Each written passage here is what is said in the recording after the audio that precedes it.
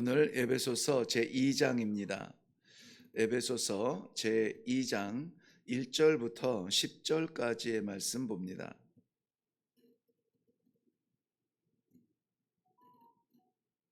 찾으셨으면 우리 한 목소리로 1절부터 10절까지 읽겠습니다. 시작. 그는 허물과 죄로 죽었던 너희를 살리셨도다. 그때에 너희는 그 가운데서 행하여 이 세상 풍조를 따르고 공중의 권세 잡은 자를 따랐으니 곧 지금 불순종의 아들들 가운데에서 역사하는 영이라.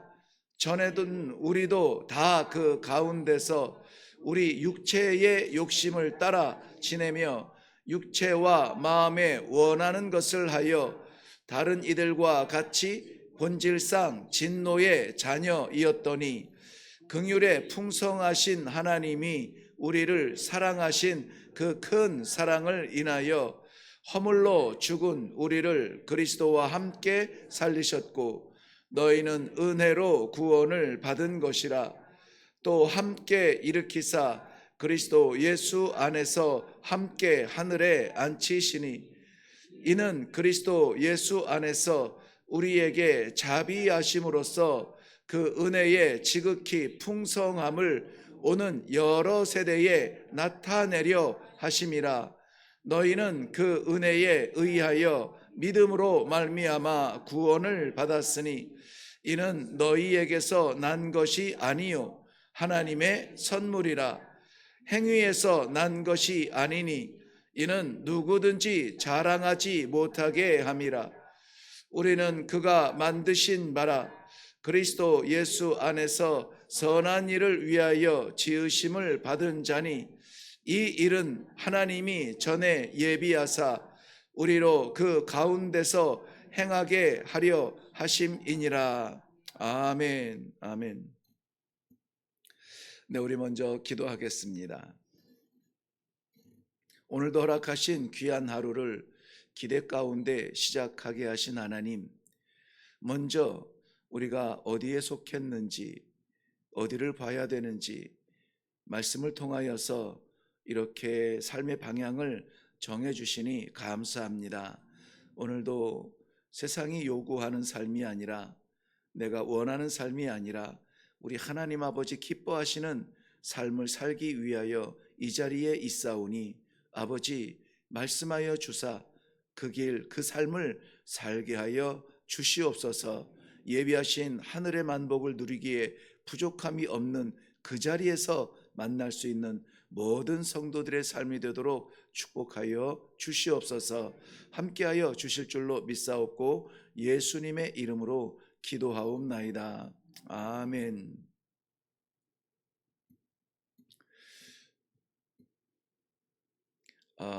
제가 어렸을 때 한번 뭐 사정이야 있었겠지만 어떤 낯선 사람인데요. 낯선 사람에게 자전거를 빼앗긴 적이 있습니다. 네. 그 자전거는 저희 집은 뭐 그때의 그런 거를 사줄 수 있는 형편은 못 되었는데요. 교회의 어떤 집사님이 그때는 이제 저희의 주일학교 선생님이었어요. 다른 아이들은 자전거 타는 거를 이제 저는 기다렸다가 태워주면 타고 뭐 아니면은 못 타고가 아니라 아니면 뺏어 타고 이런 것을 이제 좀 보셨나 봐요. 그러면서 자전거를 한 대 사주셨어요. 정말 그 초등학교 말 뭐 이때쯤 되니까는 5학년 전후 됐을 것 같아요. 그러니까는 세상 가진 것 같이 안 가는 곳 없이 그러고 다니고 그리고 이제 선생님네 집에도 이제 놀러 가고 자전거를 타고 가는데 누가 갑자기 부르더라고요. 야야야. 그래서 이렇게 어른이 세우니까 섰죠. 그랬더니 너 나 알지? 그러면서 저는 모르겠는데 너 나 알지? 그래서 잘 모르겠어요. 너희 아버지 친구야. 그래가지고는 여차저차 해가지고 내가 꼭 전해줄 게 있는데 딱 집에 놓고 왔네. 그러면서 잠깐 우리 집에 갔다가 너 자전거가 있으니까 그래 이렇게 좀 실어 왔으면 좋겠다. 그래서 저는 아버지를 잘 아는 분인 줄 알고 그래서 따라갔죠. 따라갔는데 꽤 멀리 가더라고요. 꽤 멀리 갔어요. 제 생각엔 한 1km 가지 않았나 싶은데요. 가서 주택가의 골목에서 여기 개가 있으니까는 너 이쪽에서 기다리고 있어. 근데 내가 이 자전거 뒤에다가 짐을 싣고 나올게. 그러면서 자전거를 가지고 가셨는데 아무리 기다려도 안 오시는 거예요. 그렇다고 이렇게 골목 안을 기웃댈 수도 없고 그래서 기다리다 하도 안 와서 보니까는 그 골목에 아무도 없어요. 그래가지고는 왜 안 계시지 하면서 이제 터덜터덜 이제 빈 걸음으로 오는데 속았구나 이런 생각이 들면서 어린 마음에 큰 상처가 돼서 아무나 따라가면은 안 되겠다 이런 생각이 들어요. 네. 오늘 이 따라간다는 단어가 나오면서 그때 그 생각이 좀 났습니다. 아무나 따라가면 안 됩니다. 있는 것도 빼앗기고 길도 잃어버릴 수가 있는데요. 어, 하나님께서 우리에게 허락하신 기회가 이 땅에 있는 것이 감사지만 우리가 기회로 살아가는 이 땅은 녹록한 곳이 아닙니다. 그래서 우리에게 이 길이 맞다, 저 길이 맞다, 이게 좋은 거야, 저게 재밌어, 성공이란 이런 거야 라고 많은 길을 우리들에게 보여주지만 쉽사리 따라가지 않도록 이렇게 말씀으로 이 하루의 길을 보는 것은 참으로 귀한 축복인 줄로 믿습니다. 오늘 말씀의 제목은 그리스도와 함께입니다. 그리스도와 함께라고 했습니다. 본문 말씀을 통해서 바울 사도는 우리들의 과거가 어떠한 사람이었는지를 먼저 고발하고 있죠. 그래서 이 과거를 본다는 것은 괴로운 일이기도 하지만 그 반면에 오늘에 누리는 이 은혜의 삶에 대한 그 감격이 더 커지기도 하죠. 네, 전에는 그런 분들이 좀 꽤 많았던 것 같아요. 깡패를 하던 사람, 살인자, 못된 짓을 하던 사람, 죽을 병에 걸렸던 사람, 이런 사람들이 예수를 만나고 새 삶을 살면서 이제 이후로의 삶은 내 삶이 아니니 아버지를 위하여 살겠습니다 하고 정말 극단적인 충성을 다하는 그러한 사람들의 모습을 보죠. 가족을 떠나고 자신의 꿈을 내려놓고 복음을 전하여서 살던 그런 분들이 우리 시대에도 있었습니다. 우리 성도들 가운데에서도 그러한 경험을 인하여서 내 삶이 내가 아니요 아버지께서 주신 맡기신 삶이니 하나님의 뜻대로 살기를 원합니다. 여전히 기도하시는 그러한 분들도 있습니다. 바울 사도가 이야기하는 우리의 과거는 이랬습니다. 허물과 죄로 죽었던 너희 이렇게 이야기해요. 죽었다고 말했습니다. 죽었다. 이 죽었다는 것은 육체적인 호흡이 끊어졌다는 단어도 되지만은 그런데 우리 성경에서 죽었다는 말을 할 때에는 하나님과의 관계가 끊어진 영적으로 도덕적으로 죽은 거기에 왜 영적으로 죽은 것에서 끝나지 않냐면 영적으로 죽음 하나님의 진리와 관계가 없는 죽은 사람이 되면은 도덕적으로 정의를 판단하기가 어렵습니다. 판단할 수가 없어요. 정의라고 하는 것은 경험과 전통 속에서 나오는 사람들이 말하는 정의가 정의인 줄 아는데 성도의 정의는 하나님의 뜻이에요. 그래서 하나님과의 관계가 단절이 되면 하나님의 뜻이 무엇인지 몰라요. 그래서 영적으로 죽었다는 것은 영적으로 그리고 도덕적으로 윤리적으로 죽을 수밖에 없는 사이가 되게 되는 것입니다. 허물과 죄로 죽었다고 하는데 허물이라고 하는 말은 그 단어의 본래적인 의미는 길에서 벗어났다는 말이에요. 길에서 벗어났다. 죄라고 하는 것은 우리가 잘 아시듯이 관역에서 벗어났다. 목표에서 벗어났다는 거죠. 그러니까 목표를 잃어버리면 길에서 벗어나는 것은 쉬운 일이죠. 그래서 우리가 어디를 향해서 가는 사람인지에 대해서 성도의 종점을 잃어버리면 이 길인가 저 길인가 배회할 수밖에 없는 삶이 당연한 거예요. 그러니까는 목표를 놓치고 길을 잃어버린, 왜 그렇습니까? 왜 그랬다 그랬죠? 하나님과의 관계가 단절이 되었기 때문에. 영과 윤리가, 영과 도덕이 단절이 되었기 때문에 내 삶의 목적이 무엇인지, 내 길이 어느 길을 가야 되는지 이것을 잃어버렸다. 이것이 죽음으로 표현되고 있습니다. 이사야서 59장 2절 말씀에서도 동일한 말씀으로 했는데요. 오직 너희 죄악이 너희와 너희 하나님 사이를 내었다. 이 사이를 간극을 내었다. 건널 수 없는 사이를 내었다라고 말씀하고 있는 것입니다. 그러므로 그러한 하나님과 관계가 끊어져 버린 우리의 과거는 오늘 3절 말씀에 표현한 것처럼 본질상 진노의 자녀였다라는 것입니다. 진노, 심판의 자녀였다. 본질상 우리는 본질이라는 말 아시죠? 저는 본질이라는 말을 참 좋아하는데요. 이 본질상 진노의 자녀라는 것은 바꿀 수 없는 거예요. 그냥 그렇게 사는 거예요. 그 길을 걷는 겁니다. 그러다가 심판을 당하고 그러다가 영원한 죽음에 거할 수밖에 없는 상황이에요. 그런데 놀라운 은혜가 뭐냐면 5절 말씀을 보시면은 허물로 죽은 우리를 그리스도와 함께 살리셨고 너희는 은혜로 구원을 받은 것이라. 은혜로 구원을 받은 것이라. 여기 현재 완료형인데요. 구원을 받을 사람이 아니에요. 우리 성도들이 이거 하나 자칫 잘못하면, 착각하면은 우리의 삶의 방향이 굉장히 좀 혼란스러울 수가 있는데요.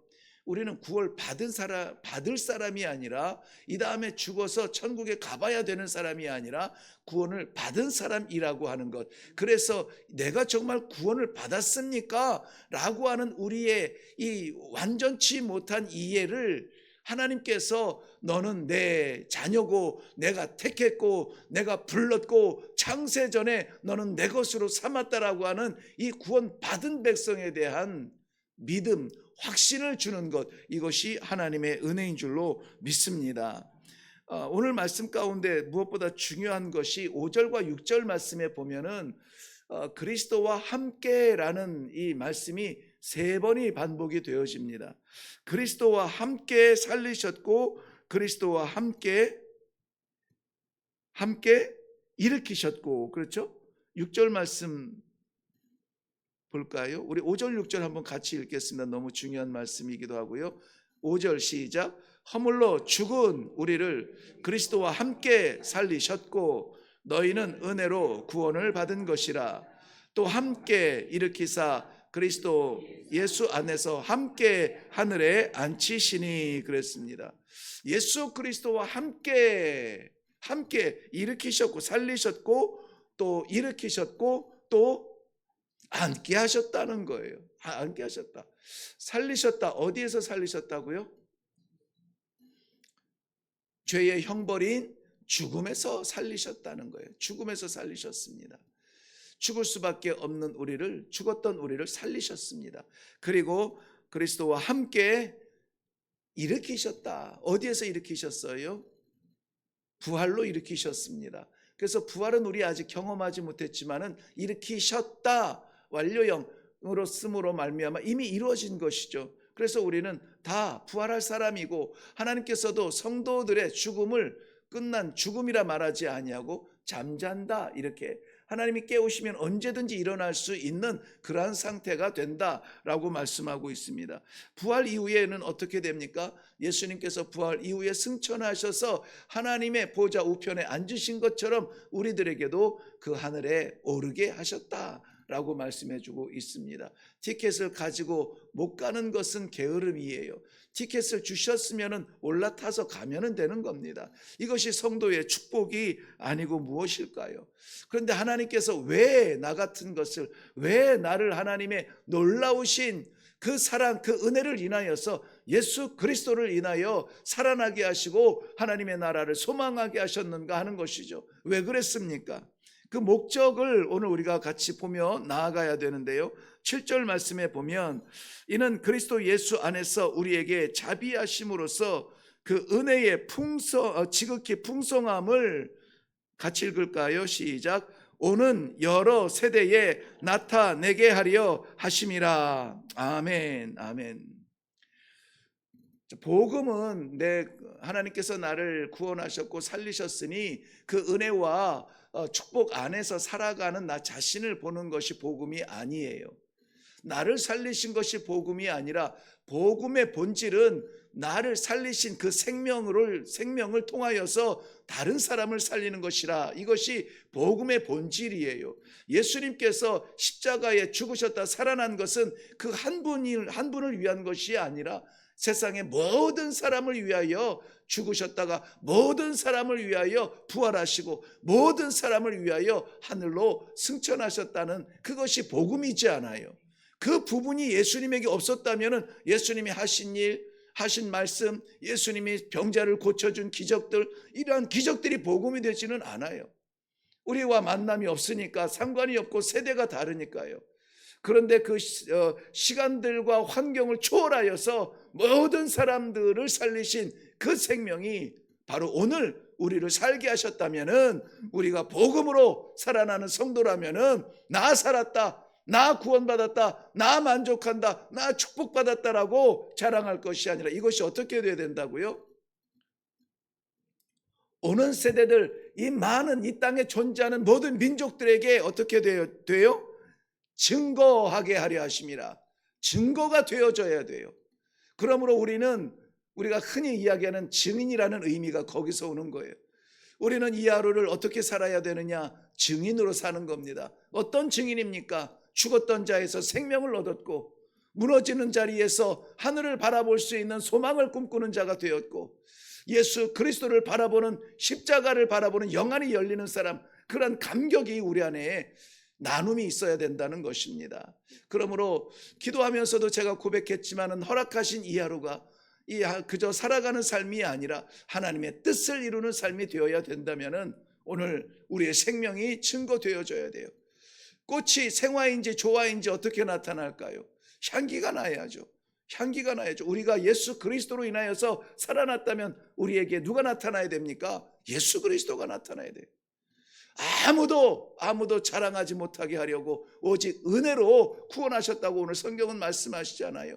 누구도 자랑하지 아니하고, 나도 내 자랑하지 말고, 나도 누구 자랑하지 말고, 누가 내 자랑하는 것을 기다리지도 말고 오직 예수 그리스도를 자랑하며 그가 내 생명의 주인이라고 하는 것이 나타나는 사람. 보통의 내 인격 같으면은 이렇게 했겠지만은 주님이 원하시면은 그렇게 할 수 있는, 그거는 자존심이 없는 것도 아니고 줏대가 없는 것도 아니고 생명길이요, 복음의 길이요, 하나님 기뻐하시는 길이라면은 낮추고 하나님 아버지 주의 나라를 세우는 일에 쓰임받게 하여 주옵소서. 기도할 수 있는 우리가 될 수 있기를 바랍니다. 그러므로 우리는 다른 존재로 살아갈 수가 없어요. 하나님께서 우리를 만드셨고 하나님께서 우리를 부르셨고 하나님께서 오늘도 우리에게 살게 하심으로 말미암아 나는 아버지 것입니다. 이 고백이 얼마나 소중한 우리의 존재를 나타내는지 모릅니다. 그러므로 오늘 하나님께서 맡기시는 모든 기회들마다 하나님의 뜻을 이루어 나타내는 그러한 일에 아버지 맡겨만 주시면 오늘은 그렇게 한번 결단하겠습니다. 우리의 삶을 결단하는 귀한 자리가 되기를 주님의 이름으로 축원합니다. 동시에 동일한 말씀이기는 합니다만 마지막 10절 말씀 한번 보실까요? 마지막 10절, 우리는 그가 만드신 바라, 만들다라는 말은 창조라는 말을 같이 사용하고 있는데요, 동일한 의미인데요, 여기에서는 재창조를 말씀하시겠죠. 그리스도 예수 안에서 선한 일을 위하여 지으심을 받은 자니, 이 일은 하나님이 전에 예비하사 미리 생각하신 거고요, 우리로 그 가운데에서 뭐하게? 행하게 하려 하심이니라. 알게 하려 하심이 아니라 행하게 하려 하심이니라. 오늘 그 과거의 삶과 우리 지금 예수로 사는 이 현재의 삶에 중요한 것이 행함이 둘 다 있어요. 과거의 삶에도 행함이 있어요. 쫓아가고 따라가고 흉내내고 하는 그것들이 윤리와 도덕과 신앙이 무너진 그것을 아무렇지도 않게 했단 말이죠. 근데 그 행함은 죽음의 길로 가는 거였어요. 근데 오늘 우리가 행해야 되는 것이 있습니다. 이것은 하나님께서 전에 작정하시고 내가 얘를 살려서, 내가 이 교회를 살려서, 이 민족을 살려서 이 일을 해야 되겠다라고 하나님이 작정하신 일이 있어요. 그걸 우리가 해야 되는 거예요. 세상을 따라가는 것이 아니라 이 일을 감당해야 되는데, 그것이 무엇이냐? 선한 일이라는 거예요. 선한 일. 선한 일은, 세상 선하다라고 하는 것은 우리가 할 수 없는 일이에요. 우리는 본질적으로 진노의 자녀였잖아요. 선한 것을 할 수가 없어요. 그런데 선한 일을 하도록 예수님을 통하여서 우리를 바꾸어 주셨어요. 죽음에서 생명으로 바꾸어 주셨고, 하나님의 나라를 소망할 수 있는 믿음을 주셨고, 오늘 하루를 내 인생과 내 배를 채우지 아니하고 하나님의 나라와 그 백성을 위하여서 쓰임받는 증인으로 살아갈 수 있도록 하나님께서 기회를 주신 것입니다. 이 선한 행위를 위하여서 우리는 기도할 수 있어야 됩니다. 내가 하나님의 영광을 위해서 하고 싶은 일이 많이 있지만 이것이 나의 연약함 속에서 오는 최선일지 몰라요. 그런데 하나님께서 원하시는 일을 하기를 원합니다. 우리 감당할 수 없는 일을 맡기실 수가 있지만 내가 하는 것이 아니라 순종하면 하나님께서 하게 하십니다. 중요한 것은 우리가 오늘도 맡기시는 시간들, 맡기시는 관계들, 맡기시는 건강, 이 모든 것 가지고 행해야 되는 이 선한 일이 우리를 구원의 길로 인도하지는 않아요. 우리 또 오해하는 것 중에 하나가 구원을 받기 위해서 선한 일을 하는 그러한 일로 오는 본문은 절대 이야기하지 않습니다. 선한 일은 구원받은 사람의 열매예요. 열매. 그러므로 내 삶 가운데 선한 일이 없다, 하나님의 기뻐하시는 일이 없다, 하나님의 나라와 그 백성을 위한 그러한 증언들이 나타나지 않는다, 이것은 우리가 심각하게 하나님 앞에 기도해야 될 일입니다.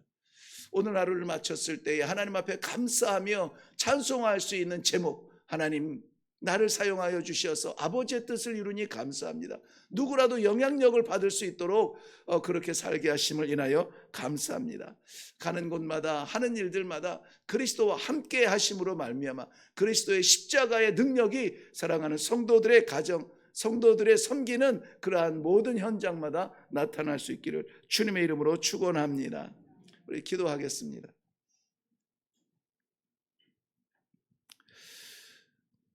내가 살아가는 개척하는 인생의 길 같은데 우리 그리스도와 함께 살아가는 삶이 되게 하여 주심을 인하여 감사합니다.